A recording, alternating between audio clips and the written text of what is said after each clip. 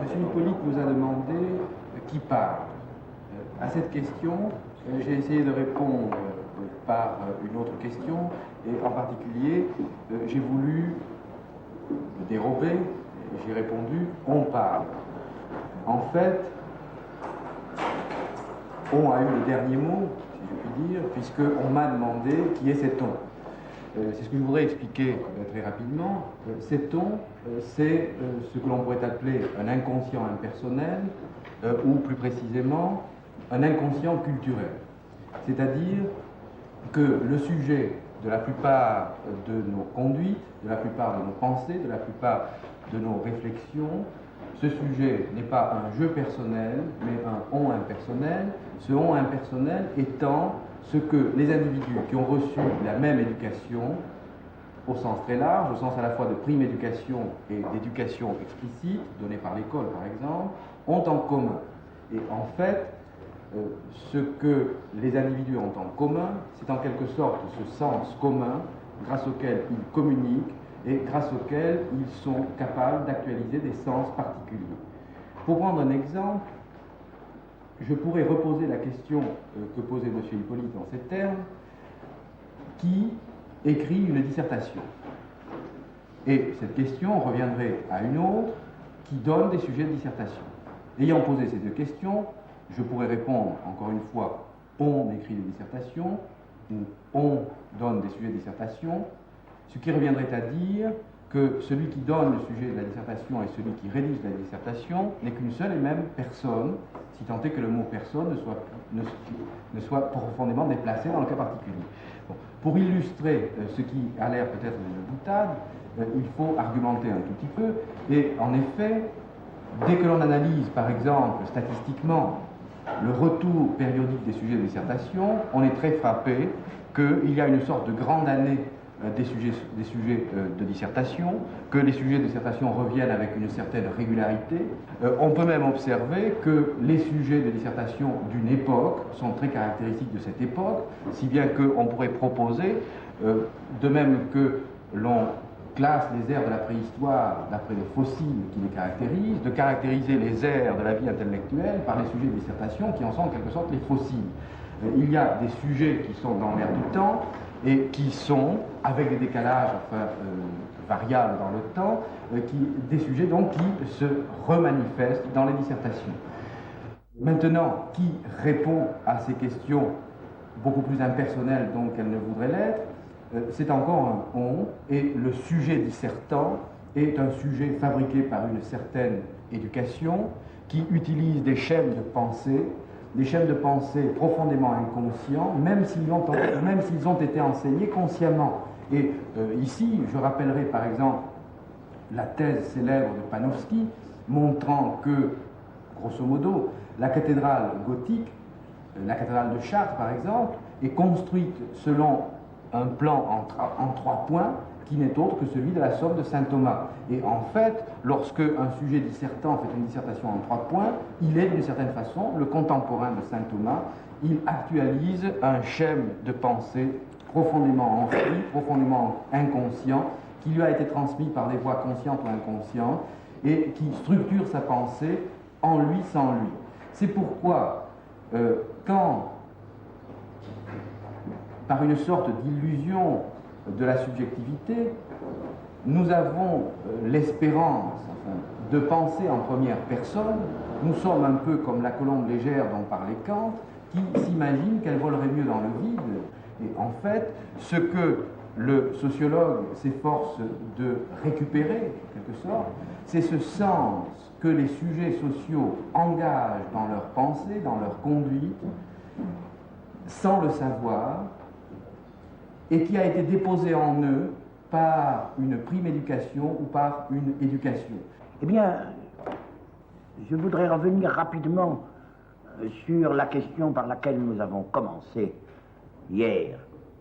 Je constate qu'aujourd'hui, dans des disciplines tout à fait distinctes, la linguistique, la biologie, la sociologie, la psychologie et la psychanalyse, des termes identiques sont employés. Code, codage, vous l'avez vu. Langage, écriture, tous ces termes, articulation, tous ces termes que nous avons employés passent d'une discipline à l'autre, et la question qu'on se pose est qu'est-ce qu'on gagne à étendre ainsi un langage d'une technique à une autre, d'une science à une autre, et qu'est-ce qu'on risque d'y perdre? Eh bien, je vous répondrai en citant un très grand philosophe, Leibniz, dont on ne pensera pas qu'il manquait de précision et de rigueur. C'est lui qui a dit « j'aime fort les analogies » et qui pensait que toutes ces extensions méritaient qu'on les tente, qu'on les risque.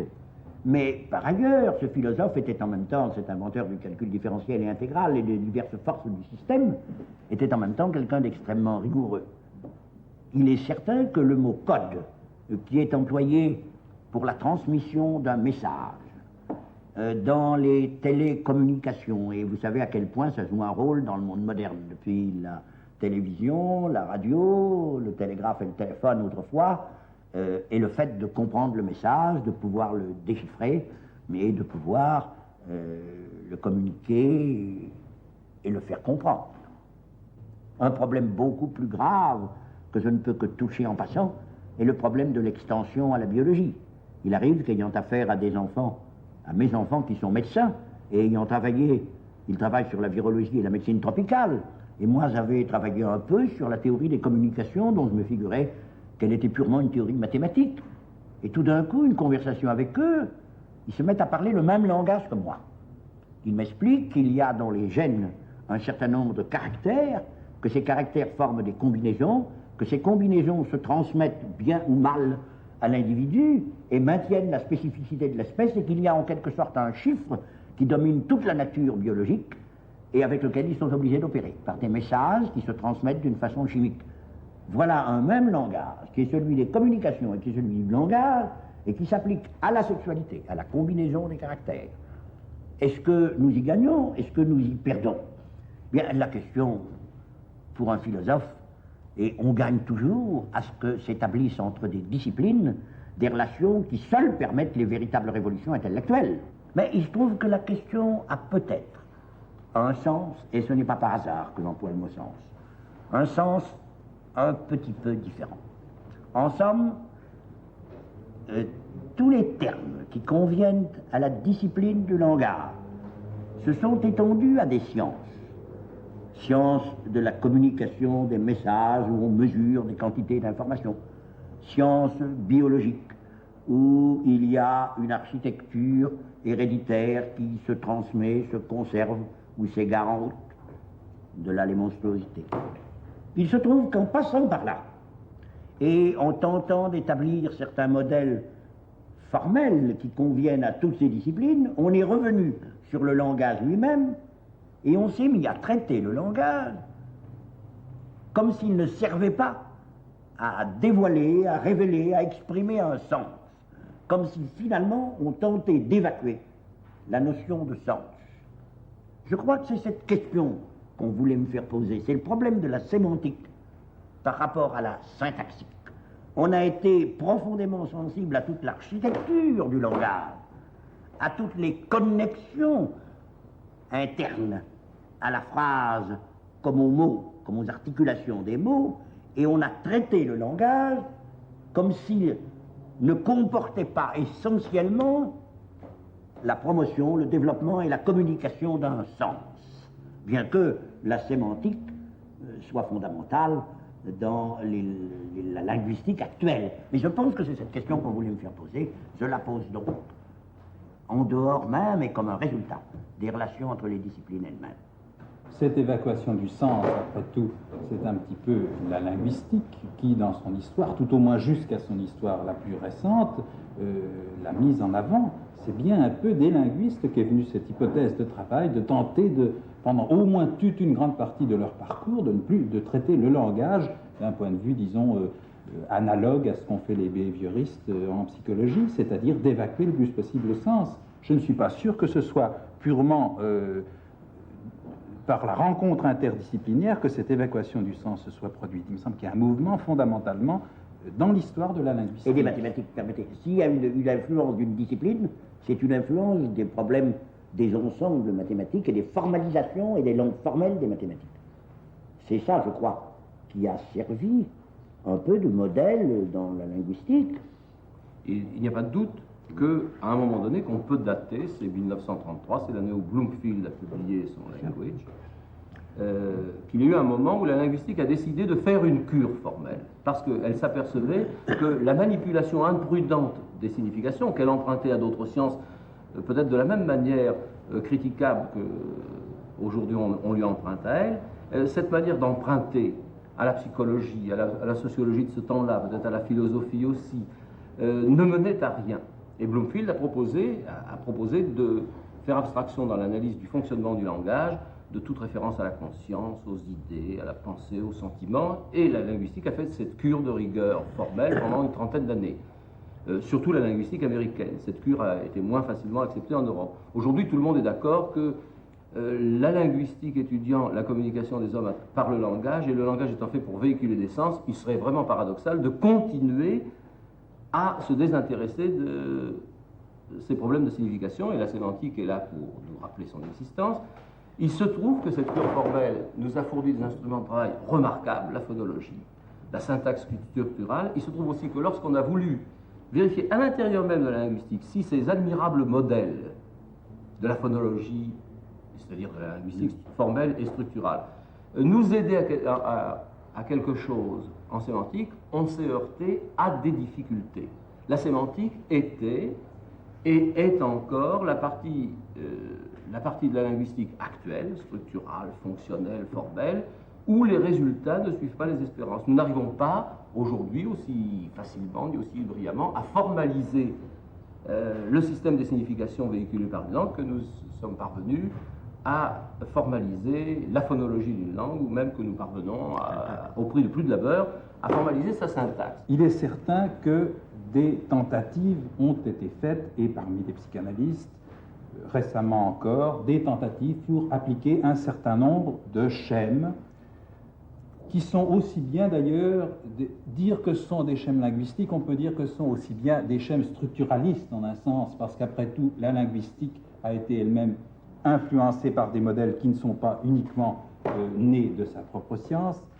Récemment, un certain nombre de schèmes auxquels j'ai déjà fait allusion, des schémas qui sont ceux de figures de rhétorique, par exemple la métaphore, la métonymie, qui avait été mis en avant notamment comme dimension fondamentale par la linguistique structurale, par Jacobson. Ces schèmes, nous avons essayé de les réutiliser en psychanalyse. Le schème de la métaphore, on peut dire qu'il nous convient d'une certaine façon pour exprimer quelque chose que nous nommons le refoulement. La métaphore est une substitution d'un terme à un autre, théoriquement d'un terme ayant une certaine analogie avec cet autre terme, mais enfin on peut le prendre en le sens plus général, tout ce qui est substitution. Et il est certain que nous jouons, nous, psychanalystes, sur un domaine qui est celui de la substitution. Nous avons un certain discours du sujet, et puis tout d'un coup, nous nous apercevons que dans ce discours, un mot manque. Je parle métaphoriquement moi-même, pas seulement le discours parlé, mais tout son comportement ou tous ses gestes, son physique. Bref, quelque part, tout d'un coup, un mot manque, le mot est oublié, il tombe dans les dessous, et à sa place, nous avons autre chose. Bien, il est évident que là, un schéma comme celui de la métaphore nous est très instructif pour nous, et même par les possibilités de formalisation, et même, pourrait-on dire, d'équation qu'il nous propose. Un autre schéma, celui de la métonymie, non pas au sens le plus étroit où il était pris autrefois, n'est-ce pas, mais au sens plus large d'un glissement, cette fois-ci, non pas d'une substitution le long d'un terme qui tombe de la chaîne, mais d'un glissement le long également d'une chaîne parlée, qui fait qu'en effet, parfois c'est la partie qui est prise pour le tout, le contenant pour le contenu, mais aussi tel détail, la couleur d'un vêtement pour l'ensemble de l'individu, etc. Bon. Ces schémas collent d'une certaine façon avec ce que Freud lui-même avait indiqué comme déplacement, comme refoulement dans les rêves. Il a également indiqué le schéma de la condensation, pour lequel nous aurions besoin, alors là, peut-être de modèles un peu plus complexes. Mais ceci, c'est, si vous voulez, au niveau des modèles d'ensemble. Mais nous avons besoin de vous d'une façon beaucoup plus concrète cette fois. Nous avons besoin de vous justement au niveau également du sens. Nous avons besoin de vous pour les usages, non pas d'un terme, non pas tellement d'un nom, mais par exemple, prenons l'usage du pronom, et je reviens à cette question du on, non pas dans sa généralité, mais pour dire, c'est là que nous avons besoin de vous linguistes, pour nous dire, lorsqu'un patient, et pas seulement nous, lorsque nous parlons du on ou nous parlons du ça, mais lorsqu'un patient nous parle en on, eh bien, quelles sont toutes les substitutions possibles de ce pronom on lorsqu'une patiente s'adresse à moi au cours de ces séances, très spécialement, et ne s'adresse jamais à moi sur le mode du vous, mais sans cesse me dit on, ici on ne me comprend pas, ici on ceci, ici on cela. Il est évident que là nous avons besoin de toutes les substitutions de sens. Nous avons besoin de vous pour nous dire, eh bien le on peut remplacer la seconde personne, alors on se promène, peut remplacer également telle autre personne. C'est cela qui est instructif pour nous. C'est là qu'une collaboration féconde sur un corpus précis, c'est-à-dire sur un ensemble de textes précis, autant que possible recueillis de façon minutieuse. C'est là qu'une collaboration minutieuse, terme à terme, peut nous être tout à fait utile. Je retombe sur un terrain où ça va bien pour nous, en ce sens que c'est le terrain de la science auxiliaire. La linguistique peut vous aider en effet à décrire avec plus de précision que l'ancienne clinique, en termes linguistiques, le corpus que vous recueillez. La sociologie a un problème assez voisin de celui que rencontre la linguistique, c'est-à-dire que dans un premier temps, le sociologue ou l'ethnologue se trouve affronté avec le discours que tiennent les sujets sur ce qu'ils font. Ce discours, on peut l'appeler sociologie spontanée, on peut l'appeler rationalisation, et l'impératif méthodologique premier qui s'impose au sociologue est d'évacuer ce discours, c'est-à-dire le sens que les sujets proposent comme le sens véritable de ce qu'ils font. Pour ce faire, les techniques les plus abstraites, les plus formelles sont extrêmement utiles, qu'il s'agisse de la statistique ou qu'il s'agisse de la méthode structurale. Elles permettent de substituer des régularités objectives dont les sujets n'ont absolument pas conscience aux expériences de ces régularités, expériences très souvent idéologiques et fausses, qu'ils substituent à ces régularités. Bon. Et à ce moment-là, le problème devient, grosso modo, le problème de savoir quel est le rapport entre le sens objectif de ce que les gens font et que les méthodes objectives saisissent, et le sens subjectif qu'ils donnent à ce qu'ils font. Je voudrais accuser d'une certaine conception aristocratique dans des domaines respectifs le psychanalyste et le sociologue. Car après tout, je me sens une certaine gêne m'envahir lorsque j'apprends que finalement, ce que je dis, bien, je ne suis pas pleinement conscient de ce que je dis, et seuls, soit le psychanalyste, soit le sociologue, peuvent véritablement me dire ce que signifient mes paroles. Je voudrais en quelque sorte défendre un peu la dignité du sujet, enfin, qui parle. Je vais essayer de vous répondre. Et là, je crois que je suis forcé de me dissocier un peu de Bourdieu. En ce sens que moi, je plaiderais non coupable, tandis que je pense que lui devrait plaider coupable. Certes, tous les deux, nous disons que la plupart du temps, lorsque nous parlons, nous ne savons pas ce que nous disons. Mais Bourdieu semble croire, peut-être à juste titre, à un certain niveau des conduites et à un certain niveau du langage, que le savant, objectivement, peut arriver à découvrir ce que, effectivement, les conduites ou le discours du sujet veut dire. Il a opposé donc une subjectivité où le sujet ne sait pas ce qu'il dit, et une objectivité à venir où le savant découvrirait et pourrait mettre noir sur blanc ce qui est dit.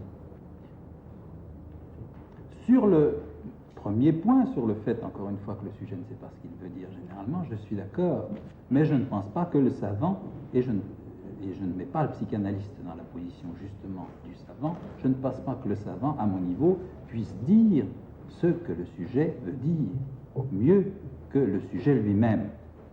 En d'autres termes, ce que Bourdieu appelle inconscient, c'est là une distinction que nous avions essayé d'établir au début, mais c'est là une confusion également. Il y a une confusion entre ce qu'on peut appeler inconscient au niveau des structures implicites générales, par exemple des structures sociales d'un comportement, et ce que nous appelons inconscient. Ce que nous appelons inconscient, c'est quelque chose qui est, disons, qui n'est pas au-delà, mais qui serait plutôt en deçà du sujet, qui serait non subjectif. C'est pour cela que nous l'avons appelé un ça. C'est lorsque le sujet dit « c'est plus fort que moi, j'ai fait ça malgré moi », eh bien, c'est le sujet lui-même qui doit arriver à découvrir ce qu'il a dit. C'est dans les creux, dans les erreurs, dans les manques, dans les lacunes de son discours que se trouve ce qu'il veut dire. Et c'est lui qui va arriver à leur découvrir. En d'autres termes, ce que le sujet dit en première personne, en moi, effectivement, nous le récusons. Ce qu'il dit en moi, ce n'est pas véritablement lui. Ce qui est dit, c'est quelque chose qui n'est pas peut-être en première personne au départ, mais c'est quelque chose qui doit venir en première personne, c'est quelque chose que nous essayons de l'aider à faire venir en première personne. Nous ne sommes pas là comme Dieu le Père, nous sommes là uniquement pour l'aider à réassumer et à reparler en termes de je ce qui se parlait en lui-même inconsciemment. Oui, je pense que la situation du sociologue est légèrement différente. C'est-à-dire que pour le sociologue, il s'agit de récupérer un sens qui de toute façon est perdu. C'est-à-dire que les sujets engagent dans ce qu'ils font des significations, ce qu'ils font a une signification, et cette signification, ils ne la maîtrisent pas. Donc, le sociologue, par des techniques telles que la statistique, ou par des techniques telles que l'analyse structurale, essaie de récupérer cette signification. Mais cette signification, il ne la recherche pas par une sorte de façon de réaliser la tentation d'être Dieu. Bon, il la recherche autant que possible pour la restituer au sujet. Bon, et il y a une fonction de la sociologie, je pense, qui est de permettre aux individus de récupérer un sens dont leur situation sociale, leur insertion sociale les prive. Et du même coup, ce sens, le sociologue le fabrique avec les sujets et pour les sujets. Ce sont les sujets qui lui disent ce qu'ils disent en faisant ce qu'ils font. Et simplement, les techniques de déchiffrement qu'emploie le sociologue lui permettent de découvrir l'impensé que les sujets engagent dans ce qu'ils font. Tout à l'heure, on a beaucoup parlé de ça, de sujets, de noms, de personnes et de personnages, c'est-à-dire de qui parle. Et maintenant, je voudrais demander que dit le langage? Est-ce que le monde du langage, c'est un monde intelligible, c'est-à-dire complètement coupé, parallèle au monde des réalités, ou alors est-ce qu'il a un rapport vraiment direct avec la réalité qu'on touche, la réalité vécue? C'est à moi de vous poser cette question. On nous a dit que le langage servait à communiquer. Et vous posez la question, mais qu'est-ce qu'on communique? Et vous posez même une question plus précise, et vous avez raison de la poser. Est-ce que ce n'est pas ce monde dans lequel nous sommes, ce monde de la perception, ce monde ambiant, et que ce n'est pas ça qui est le contenu du message? Après tout, je parle de mon paquet de cigarettes pour prendre un exemple de linguiste. Le voilà. Bien, quand je lis le paquet de cigarettes, Renault, qui est sur cette table, est-ce que finalement tout ce que je dis a comme contenu, et vous me comprenez, n'est-ce pas, quand on parle, a comme contenu ce paquet de cigarettes qui est sur la table? Comment est-ce que le langage se rapporte à ce que les linguistes appellent le référent, c'est-à-dire ce à quoi il se rapporte? Eh bien, je ne peux pas indiquer à un enfant qui ne sait pas encore parler, ou qui commence à parler, ce paquet de cigarettes, c'est ça. Parce que ça, c'est quoi? paquet de cigarettes se rapportera-t-il au nom qui est sur le paquet, au verre qui est là? Pour pouvoir comprendre un paquet de cigarettes, il faut le rapporter à d'autres mots. Cigarette, paquet, table. Il faut donc attraper, ou un enfant, le mouvement du langage et les rapports des mots, et non pas un mot ou une nomenclature. Mais j'ai conscience de ne pas tout à fait encore répondre à votre question, parce que, sans doute, le langage se réfère au monde, mais il s'y réfère dans son ensemble, dans une large mesure. Et la correspondance avec le monde n'est pas ce qu'on croit ordinairement, la correspondance d'un mot à une chose, les mots et les choses. Et finalement, même le mot, comme le disait Saussure, ne renvoie pas à la chose, il renvoie, disait-il, à une image. On parlait du langage psychologique, un terme psychologique. Mais nous n'avons pas d'image. Quand j'emploie le mot table ou le mot chaise ou n'importe quel mot de la langue française, nous n'allons pas supposer, comme les psychologues d'autrefois, que nous avons un stock d'images qui correspondent à ce concept ou une image générique. Non. Nous visons une signification qui est la même à travers des contextes différents, bien que nous référions cette signification à un monde qui est autour de nous. Et quand on se dit la table, il est certain que je me réfère à des tables concrètes, mais je m'y réfère par une signification. Alors je vois aussi cette question, quelle place aujourd'hui accorde-t-on encore au jeu, le jeu JE? Nous pouvons analyser l'emploi de jeu dans les langues où le mot existe. Nous le définirons par les situations auxquelles il renvoie. C'est un actualisateur. Il soulève le problème de ces mots qui visent des personnes successivement et différemment, mais dans un certain sens, on peut dire que c'est le sort de tous les mots. Exactement comme jeu peut servir à chacun d'entre nous successivement, table peut servir pour désigner des milliers de tables. Il semble donc que le sort des pronoms n'est pas très différent des autres mots dans le fond. Ce qui fait que moi, linguistiquement, je ne vois pas quelle question privilégiée vous comptez poser à propos de l'emploi du mot « jeu », sauf peut-être si vous avez dans l'esprit l'idée que la création, l'invention, car c'est probablement une invention, de mots comme « je » et « tu », à une époque de l'évolution de l'humanité, a été une révolution et a peut-être créé la prise de conscience de la subjectivité. Non, il me semble que ce n'est pas par hasard que je ne voulais pas répondre à la question suivante. Qu'est-ce que le jeu? Parce que je ne crois pas qu'il y ait de privilège du cogito. Et c'est pour ça que les réponses me satisfont.